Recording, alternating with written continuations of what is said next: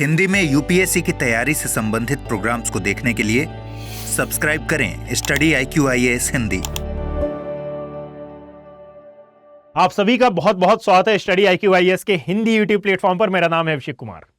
Video में आगे बढ़े उससे पहले आप सभी के लिए एक इंपॉर्टेंट इंफॉर्मेशन है कि भाई स्टडी IQ पहली बार पटना आ रहा है अपना सेमिनार करने के लिए। हर यूपीएससी एस्पिरेंट के मन में जो भी क्वेश्चन है, आप इस सेमिनार में आकर उन सभी क्वेश्चंस का आंसर प्राप्त कर सकते हैं। जितने भी प्रकार के डाउट हैं उन सभी को क्लियर कर सकते हैं। यह आपके लिए एक गोल्डन अपॉर्चुनिटी है।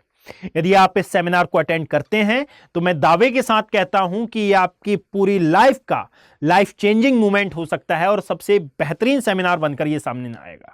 कारण यह है कि अक्सर हम सोचते हैं कि भाई हमारे साथ कोई ऐसा एक्सपर्ट मिले, यूपीएससी की जर्नी में बेसिकली ऐसा एक्सपर्ट मिले जिसके समक्ष मैं बैठूं और एक एक डाउट वो मेरा क्लियर करे। तो बस ये सेमिनार आपको वो अपॉर्चुनिटी दे रहा है।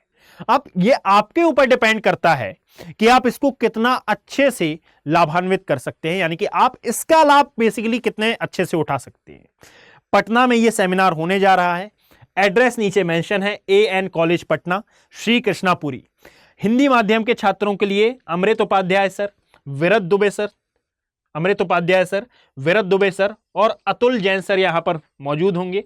आपके जो भी डाउट्स हैं आप एक पेज में लिखें और एक एक करके उन डाउट्स को इस सेमिनार में क्लियर करें। यहां पर मैं दावे के साथ यह बात कह सकता हूं भाई कि आपको ना केवल बहुत कुछ सीखने के लिए मिलेगा बल्कि बहुत कुछ जानने के लिए भी मिलेगा। कुछ ऐसी बातें भी इस सेमिनार में निकलकर आएंगी जो कि आपने पहले नहीं सुनी होंगी। यूपीएससी किस प्रकार किया जाता है ये तो हम जानते हैं, पर यूपीएससी में बेसिकली क्या नहीं करना चाहिए ये रह जाता है।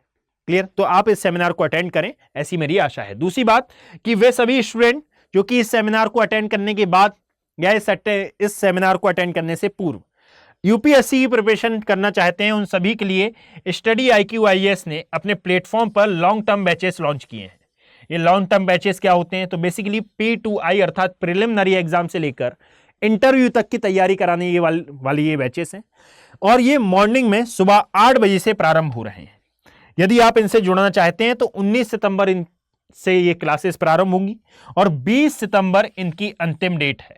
यदि आप इनमें ज्वाइन होना चाहते हैं तो AKB लाइव कोड के साथ आप इन बैचेस का पार्ट बन सकते हैं। प्रारंभ करते हैं यदि कर्नाटक का वीडियो, तो याद रखें इसकी जो लोकेशनल व्यू है इसके बारे में आप अब पर्याप्त मात्रा में जानते हैं। कारण यह है, इंडिया का मैप मैंने इतने बार अब ड्रॉ कर दिया है कि आई थिंक आप में से आधे से अधिक लोगों को आने लगेगा, परंतु जो व्यक्ति या फिर जो स्टूडेंट यहां पर पहली बार आए हैं मेरी इस क्लास में, उनके लिए मैं बता देता हूं भाई कि आप पाएंगे कि रीजनल ज्योग्राफी की प्लेलिस्ट को जब आप खंगालेंगे तो सबसे पहले हमने उत्तर भारत से स्टार्ट किया था और उत्तर भारत से स्टार्ट करते हुए अब हम वेस्टर्न इंडिया में, वो भी साउथ इंडिया में आ चुके हैं और एक एक स्टेट को हमने बाकायदा अच्छे से कवर किया।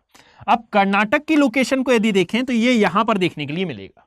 ठीक है, यहां से हमने चलना प्रारंभ किया था, एक एक स्टेट को हमने कवर किया, एक एक दिशाओं को हमने कवर किया, एक एक कोने को हमने कवर किया। अब कर्नाटक रह गया है और साथ में रह गया है हमारा पश्चिम बंगाल। तो इस एरिया में बेसिकली आपको दिखाई देता है क्या, हमारा कर्नाटक वाला सेक्शन या फिर कर्नाटक वाला क्षेत्र।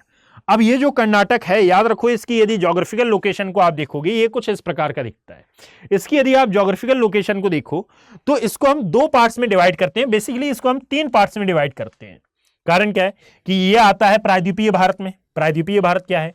तो उत्तर का भाग हिमालय, नीचे का भाग उत्तर भारत का विशाल मैदान, नीचे का भाग प्रायद्वीपीय भारत, और ये जो आजू बाजू लगा हुआ है दैट इज अरब सागर और बंगाल की खाड़ी सागर से, इसको कहा जाता है कोस्टल प्लेन या तटीय मैदान। ठीक है, तो यहां पर याद रखने वाली बात यह कि भाई जब आप इस कर्नाटक के प्लेन को देखते हो या फिर इस कर्नाटक राज्य को देखते हो, तो ज्योग्राफी के अकॉर्डिंगली इसको हमने 3 पार्ट्स में सेपरेट कर लिया है। एक आता है तटीय क्षेत्र जो कि अरब सागर के साथ बॉर्डर क्रिएट करता है, एक आता है पश्चिमी घाट पर्वत, और एक आता है यह है कर्नाटक का पठार वाला एरिया।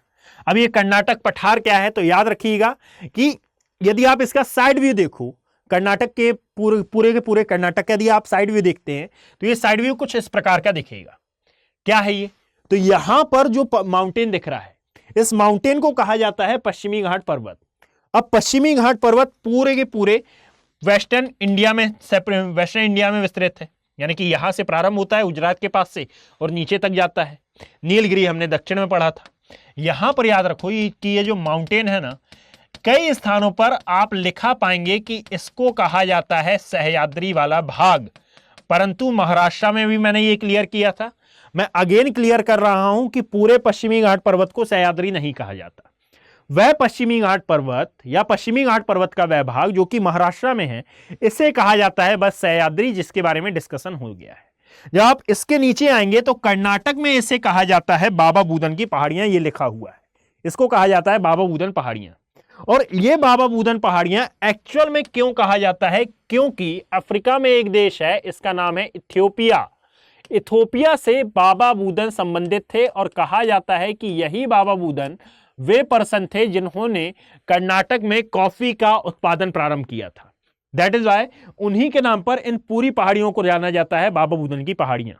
और यही की जो सबसे ऊंची चोटी है, वैसे यदि पश्चिमी घाट पर्वत की सबसे ऊंची चोटी देखा जाए तो यह है अनाईमुदी, जो कि दक्षिण भारत में है, केरल तमिलनाडु की सीमा पर है। परंतु इस बाबा बूदन पहाड़ी की हाईएस्ट पीक देखें तो यह आती है मुल्यानगिरी, है ना। मुल्यानगिरी कर्नाटक की सबसे ऊंची चोटी मानी जाती है। अब तो ये पश्चिमी घाट पर्वत दो काम कर रहा है, एक तो पश्चिम तटीय क्षेत्र या फिर पश्चिम तटीय मैदान, और एक कर्नाटक के मैदान या फिर कर्नाटक का पठार को सेपरेट करने का काम कर रहा है। साथ में इसी पश्चिमी घाट पर्वत को ज्योग्राफिकल लैंग्वेज में कहा जाता है मालनड क्षेत्र। और मालनड का अर्थ क्या होता है, तो ऐसा माउंटेन जो कि वनाच्छादित होता है, इसे कॉल किया जाता है मालनड। किस भाषा में, तो कन्नड़ भाषा में, जो कि कर्नाटक में बोली जाती है। इसका मतलब होता है वनाच्छादित पर्वत। इसमें क्या क्या शामिल है, तो एक है पश्चिमी घाट वाला एरिया और एक है पर्वतीय भाग वाला एरिया, और दोनों को कंबाइनली कहा जा रहा है मालनड, दैट इज ये वाला भाग, ये मैंने सेपरेट किया है। इस भाग को आप नाम देते हैं मालनड क्षेत्र का। जब आप इसी के आगे बढ़ते हैं तो इस लाइन के इस पार, यानी कि ये जो कर्नाटक का पठारी भाग है, जिसको हम प्रायद्वीपीय भारत का भाग मान रहे हैं, इसे नाम दिया जाता है कर्नाटक का मैदान। अब जरा टर्म समझना कि इसको कर्नाटक का मैदान कहा जा रहा है, परंतु यह मैदान है नहीं, यह है पठारी भाग, इसको नाम दिया जा रहा है कर्नाटक का मैदान। और यह मालनड क्षेत्र और यह कर्नाटक का मैदानी भाग या फिर पठारी भाग मिलकर एक प्रकार की स्थलाकृति का निर्माण करते हैं, दैट इज कॉल्ड रोलिंग स्थलाकृति। इसको नाम दिया जाता है रोलिंग टोपोग्राफी या फिर रोलिंग स्थलाकृति। इस रोलिंग स्थलाकृति में अब क्या होता है, तो आप इन दोनों मैप को मिलाइए। देखिए, जब ये बाबा बूदन की पहाड़ियां हैं तो इनकी कुछ हिल्स भी होंगी, इनमें कुछ बहुत फेमस होंगी और कुछ लोकल होंगी। तो इसकी एक बहुत ही फेमस हिल है जिसको नाम दिया जाता है ब्रह्मगिरी पहाड़ी का। और ये ब्रह्मगिरी पहाड़ी से एक नदी का ओरिजिन होता है जो कि कहलाती है दक्षिण भारत की गंगा, इसको कहा जाता है कावेरी नदी। तो जितनी भी नदियां निकलती हैं एक्चुअल में ये रोलिंग स्थलाकृति में बहकर कई प्रकार के झरनों और कई प्रकार के छिप्रिकाओं का निर्माण करती हैं। रोलिंग स्थलाकृति का तात्पर्य है कि कुछ इस प्रकार की स्थलाकृति आपको इस एरिया में मौजूद दिखाई देती है। इस स्थलाकृति में नदियां यहां पर बहती हैं और बहने के पश्चात, प्रवाहित होने के पश्चात कई प्रकार के झरने और छिप्रिकाएं बनाती हैं। तो यहां पर भी वही हुआ है कि भाई यहां पर जो रोलिंग स्थलाकृति है, जो कि मालनड और कर्नाटक मैदान की विशेषता है, कावेरी नदी यहां पर आई, इसने बनाया कावेरी फॉल्स। यहीं पर आती है शरावती, जिसने बनाया जोग जलप्रपात, इसी का नया नाम आता है महात्मा गांधी जोग जलप्रपात। इसके पश्चात आती है वरोही नदी और यह बनाती है कुचिकल जलप्रपात या फिर कुचिकल फॉल्स। ये यहाँ के प्रमुख जलप्रपात हैं, जो विशेषता है कहाँ की, कर्नाटक के मैदान की। इसके अलावा जब आप इस कर्नाटक के पठार को देखोगे तो ये जो कर्नाटक का पठारी भाग है, ये मेनली जाना जाता है अपनी धारवाड़ क्रम की चट्टानों के लिए। यानी कि यहां पर मैं एक स्लाइड में पूरा पूरा कर्नाटक का पठार कंप्लीट कर रहा हूं, कारण यह है कि आप ही ने बोला था कि सर एक स्लाइड में आप इसको कंप्लीट करके बताएं। मैं एक स्लाइड में इसको कंप्लीट कर बता रहा हूं, बिल्कुल शॉर्ट मैनर में, परंतु जब आप इसको लिखने पर आएंगे तो मैं आपको गारंटी देता हूं कि ये लगभग 2 पेज का आपका पूरा पूरा कंटेंट बनेगा। यहां पर यदि आप देखें तो इस कर्नाटक पठार की मुख्य विशेषता 2 प्रकार की रॉक्स हैं। एक है यहां पर पाई जाने वाली धारवाड़ क्रम की चट्टान या फिर धारवाड़ रॉक। सेकंड आती हैं यहां पर पाई जाने वाली बेसाल्टिक चट्टानें। अब यहां पर मुझे बेसाल्टिक चट्टानें लिखने की आवश्यकता नहीं है, इसलिए नहीं है क्योंकि बेसाल्टिक चट्टानों के ही अपरदन और निक्षेपण के कारण इनका परिवर्तन हुआ है और ये बन गई हैं धारवाड़। परंतु यदि हम देखें तो इन बेसाल्टिक चट्टानों में कुछ प्रकार के खनिज मौजूद हैं, दैट इज वाई इनका अध्ययन हम कर लेते हैं। यदि आप देखेंगे तो ये धारवाड़ क्रम की चट्टान वही चट्टान है जिसको भारत की सबसे समृद्ध चट्टानों में गिना जाता है। इसमें लगभग हर प्रकार के खनिज मौजूद दिखाई देते हैं, जिनमें से सबसे मेन होता है धात्विक खनिज। और धात्विक खनिजों की दृष्टिकोण से यहाँ का एक क्षेत्र बड़ा इंपॉर्टेंट है, इसका नाम है कुद्रेमुख। अब एक एक रीजन की यदि हम बात करें तो इसका नाम है कुद्रेमुख, जो कि अपने लौह अयस्क के भंडार के लिए जाना जाता है। यहां पाया जाने वाला लौह अयस्क इतनी उच्च श्रेणी का, इतनी उच्चतम कोटि का लौह अयस्क है कि इसको हमारे द्वारा जापान भी भेजा जाता है, अर्थात जापान में हम इसको एक्सपोर्ट भी करते हैं। तो यह हमारे इंटरनेशनल ट्रेड का भी जरिया है। और इसको जापान भेजने के लिए जिस पोर्ट का यूज किया जाता है that is called Mangalore port. ये मैंगलोर पोर्ट का डायरेक्टली रिलेशन आप पाएंगे जापान से, और वो किस प्रकार भारत में मौजूद लौह अयस्क को हम एक्सपोर्ट करने के लिए इसका प्रयोग करते हैं। साथ ही चिकमंगलुरु सबसे अधिक कॉफी उत्पादित करने वाला जिला है, इसलिए इसको कॉफी डिस्ट्रिक्ट भी कहा जाता है, और इसका भी एक्सपोर्ट करने के लिए मैंगलोर पोर्ट का ही प्रयोग करते हैं।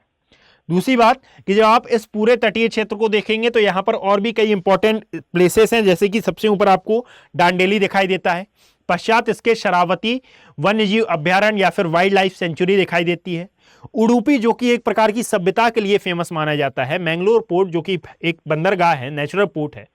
नीचे आते हैं तो आपको नागरहोल नेशनल पार्क दिखाई देगा, यह भी बहुत फेमस है। यहाँ की कुछ इंपॉर्टेंट सिटीज की हम बात करें तो एक है बेंगलोर, जिसको सिलिकॉन वैली के नाम से जाना जाता है। चिकमंगलुरु और कॉफी के बारे में, चिकमंगलुरु और कुद्रेमुख के बारे में अभी हमने हाल ही में डिस्कशन किया। यहां याद रखें कि जो ब्रह्मगिरी पहाड़ी है, ये जो आपको ब्रह्मगिरी पहाड़ी नजर आ रही है, यहां से जो कावेरी नदी उद्गम ले रही है, इसको दक्षिण भारत की गंगा ऐसे ही नाम नहीं किया जा रहा, अपितु ये ब्रह्मपुत्र नदी अपने द्वारा लाए हुए अवसादों के निक्षेपण से यहां पर कुछ नदी द्वीपों का भी निर्माण करती है। और इन नदी द्वीपों में दो नदी द्वीप फेमस माने जाते हैं, एक है शिव समुद्रम नदी द्वीप और एक है रंगनापट्टनम। इन दोनों के मैं नेमिंग कर देता हूं, एक है शिव समुद्रम नदी द्वीप और एक है रंगनापट्टनम नदी द्वीप। और ये दोनों ही भारत की रामसर की वेटलैंड साइड में शामिल क्षेत्र माने जाते हैं। क्लियर? इसमें से याद रखें कि इनका संबंध, ये जो रंगनापट्टनम है, ये एक प्रकार की संधि का भी नाम दिया जाता है। कहा जाता है कि अंग्रेजों और टीपू सुल्तान के मध्य जो संधि हुई थी उसका नाम भी यही श्री रंगनापट्टनम था। और ये जो शिव समुद्रम वाटरफॉल है, ये भारत का एक वेटलैंड एरिया है, एक आर्द्रभूमि क्षेत्र है, और ये मेनली जाना जाता है अपने प्रवासी और निवासी पक्षियों के लिए। और साथ में ये शिव समुद्रम एक वाटरफॉल भी है। शिव समुद्रम एक आइलैंड भी है, रिवर आइलैंड है जो कि, और एक वाटरफॉल भी है। ये दोनों ही बातें आपको अपने माइंड में सेटल डाउन रखना है। और इसका निर्माण एक्चुअल में कावेरी रिवर के द्वारा किया जा रहा है। क्लियर? अब जाने क्यों जाते हैं? क्योंकि आर्द्रभूमि क्षेत्र है, और आर्द्रभूमि क्षेत्र कितने महत्वपूर्ण होते हैं जरा आप सोचें कि इनको बचाने के लिए भारत सरकार ही नहीं अपितु पूरे वर्ल्ड में प्रयास किए जाते हैं, और वर्ल्ड में समय समय पर ये आपको अपनी महत्ता प्रदर्शित करते हुए भी देखेंगे। और इनको बचाने के लिए इंटरनेशनल लेवल पर एक कन्वेंशन बनाया गया है, एक संस्था बनाई गई है, और इसी का नाम है रामसर वेटलैंड साइट। यहां पर एक और इंपॉर्टेंट बात कि भाई जब आप इस शिव समुद्रम के आसपास वाले एरिया में देखेंगे तो यहां पर एक जिला दिखाई देता है, दैट इज कॉल्ड मांड्या। और ये मांड्या जिला जाना जाता है अपने गन्ने के उत्पादन के लिए। भाई इसमें क्या खास बात है? तो गन्ने के उत्पादन के लिए याद रखिएगा मेनली प्रयोग में आता है, या फिर गन्ने का उत्पादन मेनली ऐसे स्थान पर किया जाता है जहां पर भूमिगत जल का परसेंटेज बहुत ही ज्यादा अच्छा हो। और यदि ऐसे एरिया में भूमिगत जल का परसेंटेज अच्छा नहीं है तो हो सकता है कि वहां पर गन्ने का उत्पादन थोड़ा सा मुश्किल जाए। परंतु पूरे प्रायद्वीपीय भारत में भूमिगत जल का परसेंटेज जहां बिगड़ा हुआ है, वहीं पर इस कर्नाटक के मांड्या वाले क्षेत्र में आप पाएंगे भूमिगत जल की मात्रा भर भर के है। दैट इज वाई यह प्लेस इंपॉर्टेंट हो जाता है। दूसरी बात, किसी शिव समुद्रम के आसपास आप एशिया का सबसे मेजर हाइड्रो पावर प्लांट भी स्थापित देखते हैं और इसीलिए ये एक और बार इंपॉर्टेंट हो जाता है। इसके अलावा याद रखने वाली बात यह है कि ये पूरा का पूरा कर्नाटक का मैदान जो एक्चुअल में पठारी है, ये है तो दक्कन के पठार का ही विस्तार ना। तो दक्कन के पठार का विस्तार होने के कारण यहां पर जो मृदा मौजूद दिखाई देती है एक्चुअल में कौन सी होगी? काली मृदा। और यहां पर मौजूद काली मृदा में उत्पादन किसका किया जाता है? तो याद रखें सूरजमुखी का यहां पर मेनली उत्पादन आपको देखने के लिए मिलता है।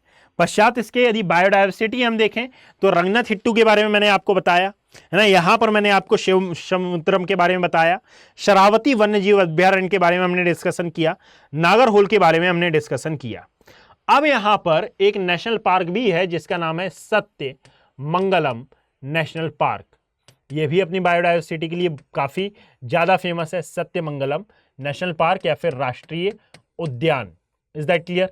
यहां पर ये जो कर्नाटक का पठार है और कर्नाटक का जिसको हम कर्नाटक का मैदान नाम दे रहे हैं, और पश्चिमी तटीय क्षेत्र जिसको हम कन्नड़ तट का नाम दे रहे हैं, और साथ में यह बाबा बुदन की पहाड़ियां, इन तीनों की ज्योग्राफिकल लोकेशन को देखने पर मालूम चलता है कि भाई यहां पर बायोडायवर्सिटी के कंटेक्स्ट में बहुत भर भर के पॉसिबिलिटीज मौजूद हैं।